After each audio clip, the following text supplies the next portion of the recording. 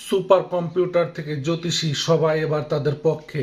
Portugal নাকি হবে এবার বিশ্ব চ্যাম্পিয়ন, তাদের মিডফিল্ড নাকি বিশ্ব সেরা। মিডফিল্ড বিশ্ব সেরা হইতে পারে, কিন্তু স্ট্রাইকার স্ট্রাইকার কিন্তু দলের বোঝা। খেলার মধ্যে সেটা পুরোপুরি স্পষ্ট।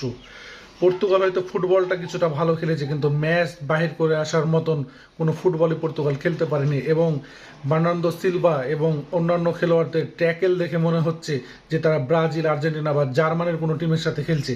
তারা যে কঙ্গোর সাথে খেলছে তাদের খেলার মধ্যে এটা ফুটে উঠতে পারেনি। অপরদিকে কঙ্গোর অসাধারণ ফুটবলেই পর্তুগালকে রুখে দেওয়া সম্ভব হয়েছে, যেটি কঙ্গোর ফুটবল ইতিহাসে অবশ্যই নতুন সূচনা বলে আমি মনে করি। তো পর্তুগালের খেলা দেখে যেটি বোঝা গেল, এই দল নিয়ে কি আসলেই বিশ্ব চ্যাম্পিয়ন হওয়া সম্ভব? আমার তো মনে হয়েছে না। তাদের খেলার ধরন ঠিক থাকলেও গোল করার লোকের অভাব।